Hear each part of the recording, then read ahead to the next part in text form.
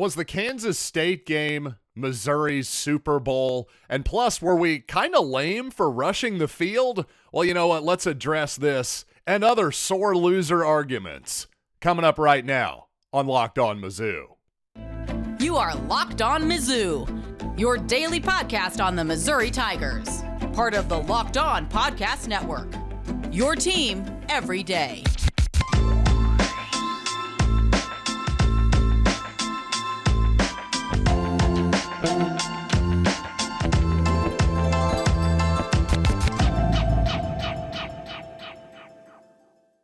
Hey, all you true sons and daughters, I'm John Miller, your Mizzou mafioso and the central scrutinizer of Missouri Tigers football and basketball. And this episode is brought to you by FanDuel Sportsbook, official sportsbook of Locked On. Make every moment more. Right now, new customers can bet $5 and get $200 in bonus bets guaranteed. Visit FanDuel.com/LockedOn to get started. And you know what? Today I want to start with, some sore loser arguments, quite honestly. Because when I saw a bunch of Kansas State fans online complaining that, this was Missouri's Super Bowl, that type of deal. You want to talk about some real sore loser stuff. You're going to complain that, the other team wanted it more or tried harder than you did. Well, maybe if you want to tell yourself that for the future of this season, if you're Kansas State, hey, go right ahead. That's fine by me. But I will say all my interactions with Kansas State fans at the game were fine, but the sort of vocal online portion of the Kansas State fan base and some of their media, well, they continue to be a little bit tough to take. I got to be honest, especially in a world where after the Kansas State game last year, there was a billboard put out on the way out of the state of Kansas on I-70, I believe, basically with Deuce Vaughn, the Kansas State running back after that big Kansas State win last year in Manhattan, putting up the Tyreek Hill peace sign and saying, hey, deuces, that kind of deal. Have a safe journey, whatever it was. So just to act like that, Missouri cared more than we did, let's settle down just a tiny bit. Now, don't get me wrong. This was a game that Missouri fans and the team itself that had circled on its calendar for a long time. And sure, the old feelings of the Big 12 and Big 8 rivalry of days gone by had something to do with it. But quite honestly, Kansas State fans, it had a lot more to do with the fact that, just from my perspective, I have a lot of respect for your squad. I think Kansas State was just a great opponent for Missouri, non-conference early in this game, regardless if they were in the next state over or they were from the state of Hawaii. It doesn't really matter in terms of the quality of opponent. But I will say, if you are a Kansas State fan, you may not be aware that Missouri for the last 10 years, basically, with the exception of 1 year in 2018, we drop a game every September. And when that happens, it just tends to let a lot of the momentum and air out of the balloon, if you will, in terms of excitement for the Missouri football season. And also taking the rushing the field is evidence that, obviously this was the most important game Missouri's played in 10 years or whatever. Listen, I would have actually agreed with you if Missouri had won somewhat convincingly. Maybe they won the game by 10 points. They take a knee there at the end of the ball game. If Missouri fans would have rushed the field under those circumstances, I could have seen making fun of them a little bit. But on a 61-yard field goal at the buzzer to win the game for Missouri, I think that's a big exception to the rule there. And I'll just say, in the past, there have definitely been times where I've made fun of Missouri fans for rushing the floor. Back in the day in basketball, circa 2002 or so, when we beat Virginia, a team that was technically ranked but had dropped a couple ball games heading into that Missouri game. Also Kansas in 2002. That one was not a memorable rushing of the field for me either. I was a student and chose to remain in my seats. But the next year I rushed for the Nebraska game. So I'm not anti-rushing the field either. I'm just saying, for Kansas State fans to make fun of Missouri fans here, boy, you want to talk about sour grapes and sore loser action. again, to be fair, a lot of Kansas State fans tipped their hat and said good game. I'm sure they're going to have a good season this year. Again, a lot of respect for that program. But if you're doing the sort of, they played their A+ game, they got lucky, that kind of deal, I don't even agree with that, by the way, because actually while Missouri definitely played its best game so far of the 2023 season this past Saturday, I don't think that was their A game whatsoever, because while Brady Cook played excellent, there was that period there, especially in the middle part of the game where Brady got banged up, and suddenly the Missouri offense wasn't really clicking on all cylinders again. I thought the injury itself initially killed that drive. There was also multiple, pre-snap penalties by Missouri that I thought a couple of them killed one drive in particular. Obviously, the final drive that ended up with the 61-yard field goal, there were a couple mistakes coaching-wise, just managing the game by Missouri. So to me, this idea that, Missouri played perfect and they're never going to play better all season, actually, I'm more encouraged than that. I think Missouri can play better than what they showed on Saturday. And frankly, again, let's say maybe Mevis's kick comes up short in a hypothetical world and Kansas State gets the better of Missouri in overtime. I really would have been encouraged. Sure, I would have been heartbroken for sure. But at the same time, I just think Missouri proved that they are, at the very least, a borderline top 25 team. And by the way, that's where they were voted this past week. Just came out in the AP poll. Missouri just outside of the top 25 there, ranking 27th, I guess, ranked when you're unranked. But you know what I'm saying. They're the second highest vote getters outside of the top 25. And honestly, I'm actually kind of happy, just from a psychological perspective, from a Eli Drinkwitz selling this next game to Missouri perspective, because this Memphis game coming up on Saturday here in St. Louis in the Dome, boy, does that have all the makings of a trap game or what? The Tigers minus 7-point favorites right now over at FanDuel, and the Memphis Tigers have absolutely everything in the world to play for this coming week. So if you want to say that this is Memphis's Super Bowl, quote unquote, sort of like this was a huge, obviously circle it on the calendar game for Missouri, I would actually totally agree with you there. This is a solid Memphis program that outside of maybe Central Florida, maybe the best the best group of 5 non-Power 5 team out there. And there's something really to play for there. Correct me if I'm wrong, but I believe the top non-Power 5 team does get a shot into the New Year's Day 6 bowl setup there. So again, Memphis, this is a huge game for their program. Obviously, not a road game for them, a neutral site game. Heck, University of Memphis not too much farther than it is from Columbia to St. Louis. So a real opportunity here for the Memphis Tigers to get a win over a Power 5 team.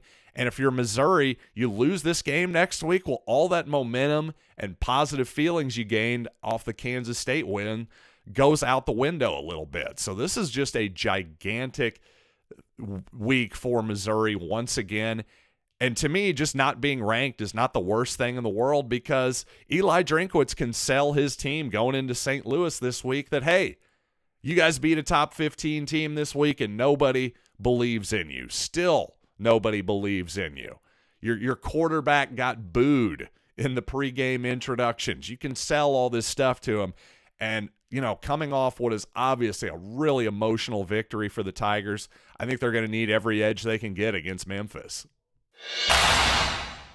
And in the stadium the last couple weeks, Missouri has highlighted the Moe Miracle, the late play by TJ Moe, the long touchdown against San Diego State of the 2010 season, one of the more famous plays in Missouri history. Well, the Tigers had a bit of a miracle on Saturday as well, and this 2023 season starting to remind me of 2010 just a little bit. And I want to explain that coming up, but you know what? This show is sponsored by BetterHelp. This episode of Locked On Mizzou is sponsored by BetterHelp.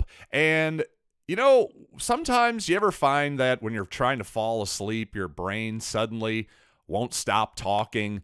well, your thoughts just start racing right before bed or at other inopportune moments, well, that could be telling you something. That could be your brain telling you that you have problems that are unresolved. Well, I'll tell you, I think if you're thinking about starting therapy, you should definitely give BetterHelp a try, because a lot of people are resistant to therapy, but BetterHelp is a great option if you're that type of person, because it's entirely online. It's designed to be convenient, flexible, and suited to your schedule. That's a big stopping point for a lot of people too. A big obstacle is just finding the time. Well, BetterHelp makes that a lot easier for all of you. So get a break from your thoughts with BetterHelp. Visit BetterHelp.com/LockedOnCollege today to get 10% off your first month. That's BetterHelp, HELP.com/LockedOnCollege. And be sure to check out Locked On College Football Kickoff Live. Each Friday, Locked On will go live from 10 a.m. to noon Central on my Locked On Mizzou YouTube channel and on every Locked On College YouTube channel as well. Going to cover the playoffs, the rivalry games, going in depth like only our Locked On insiders can, giving you their insights on their team every day. Find Locked On College Football Kickoff Live every Friday from 10 a.m. to noon Central on any Locked On College YouTube channel. You won't want to miss it. And certainly I feel bad for you if you missed that Missouri-Kansas State game, one of the all-time great finishes without a doubt, and it felt appropriate that, well, the TJ Moe Miracle play was played in the stadium and celebrated during that game. And you know what? Just as a quick note, it's called the Moe Miracle, but you could just as easily call it the Jerrell Jackson block play, as he takes out the two Aztec defenders on that play to truly spring the play for TJ Moe. So Jerrell Jackson, to me, has always gotten a little bit short shrift there, as the blocker often does, right? The guy who carries the ball gets all the glory, but the guy who throws the key block, taking out two players, definitely deserves a lot of the credit. But speaking of somebody else who deserves some credit, by the way, really quickly here, just before that 61-yard game winner by Harrison Mevis, my father-in-law asked me if that kick had a chance, if I thought Harrison Mevis could get it there from 61 yards. And I said, I think he can, but the snap and the hold have got to be perfect. And you know what? When I looked back and watched that closely, I think it was a good snap. I don't know if it was a perfect snap, but it was a good snap. A little bit high. Luke Bauer, though, a perfect hold. No doubt about that. Luke Bauer, the sophomore kicker from DeSmet High School in St. Louis. Just wanted to give him another shout out. A great job, obviously, getting that ball down. Missouri's obviously had some issues with snapping and holding the first 2 weeks of the season, but at the absolute clutch moment of his life, well, Luke Bauer did what he had to do. And while Harrison Mevis, like TJ Moe, is going to get all the glory, Luke Bauer is the Jerrell Jackson of that play, in my opinion, because without him, that whole thing doesn't happen. So a shout out to him. And also just thinking back to that 2010 season, obviously when Missouri was looking like they were going to get upset there early in the season before the Moe Miracle play happens, well, a lot of Missouri fans were grumbling in the stands, probably myself included, I'm sure. And even after pulling out that victory, I doubt that there's a lot of fans that would have predicted at that moment that Missouri would go on to have another one of its greatest moments of all time that season when they beat number 1 Oklahoma at home. Of course, the famous College game day, the whole deal. Just one of the great moments in the history of Missouri football, to be sure. So my point is, it does occur to me that, yes, while I was certainly among the people in the first couple weeks of the season that was vocal in my displeasure with the Missouri offense and my disappointment in the Missouri offense, it's really important to remind ourselves that early in the season here, non-conference football in September, while yes, for fan engagement and just excitement in general, getting off to a good start is really important. It's certainly losing a ball game in September, or even more to the point, winning a ball game in September, maybe not with as many style points as you would like, isn't necessarily a harbinger of doom. For sure, statistically, again, you blow opponents out like that, yeah, it's usually a harbinger of good things in the future. But again, at the same time, one event, one game is a small sample size, and we can't overanalyze it either. So perhaps the first couple of weeks of the season, maybe I was guilty of overanalyzing the Missouri offense the first couple weeks, but you know what? Week 3, the Missouri offense looked completely different, much like the unit I was hoping to see the first couple weeks, even though they weren't perfect by any stretch of the imagination. But just the fact that Missouri took my advice, wink, wink, I'm not saying they really took my advice, but they did do exactly what I suggested, run a lot more play action. It was effective, just gives me a lot more hope for the rest of the season, as does what I thought was an excellent red zone play drawn up and designed by Kirby Moore that got Brady Cook a key touchdown on a 4th down in that ball game. So you know what? I want to pull that play up here in a little bit. But first, now is time for your game changer of the week, brought to you by Athletic Brewing Company. And much like Brady Cook, Athletic Brewing has completely changed the non-alcoholic beer game. They make non-alcoholic brews that actually taste good. And again, Brady Cook, if he's going to run around like Cam Newton on design plays, and actually Missouri's going to be willing to aggressively attack more down the field, well, I think that's going to be a huge game changer for the rest of the season and this Missouri offense. And you know what? Athletic Brewing Company has completely changed the non-alcoholic beer game. They make non-alcoholic brews that actually taste good, and their brews are award-winning, beating out full-strength beers in global competitions. And with over 50 styles of craft non-alcoholic beer, including IPAs, Goldens, sours, and more, they're bound to have something that is for you, and it's fit for all times, all types of morning endeavors, any types of social situations, because it's non-alcoholic brews, again, fit for all times. So find Athletic Brewing Company's non-alcoholic beers at a store near you or online at athleticbrewing.com. First-time customers can use code LOCKEDON to get 15% off your first order. That's code LOCKEDON at checkout for 15% off at athleticbrewing.com. Near beer, exclusions and conditions apply. Athletic Brewing Company, fit for all times. Now, there was quite a bit of talk after Missouri's first 2 ball games that perhaps Eli Drinkwitz and Kirby Moore were saving stuff for Kansas State. And I thought some of that talk was a little bit overrated, honestly.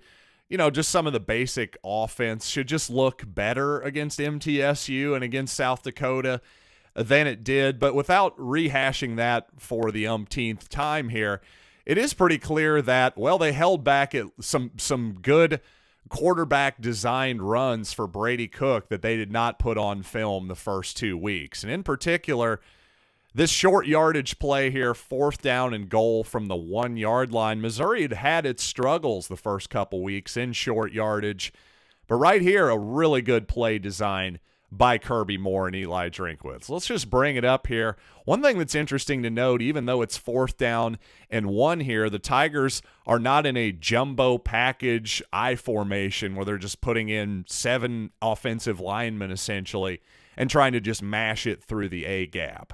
Quite honestly, as the years go along here, I think that gets harder and harder to execute for teams. I just think defenses, for whatever reason, have figured out how to defend that type of play more easily. So what you see here, you actually see Missouri with 3 wide receivers here in what is presumably a, hey, let's mash it up the middle and get a first down type of play. Well, first of all, what that does is it gets Luther Burden on the field in the slot. And one thing, if you're a really, really good player, one thing you'll notice on film is you get a ton of attention defensively. Well, obviously, Burden is not only being productive, he is now effective as a decoy as well. Watch Burden here. He comes in motion. 21 follows him to the other side of the field.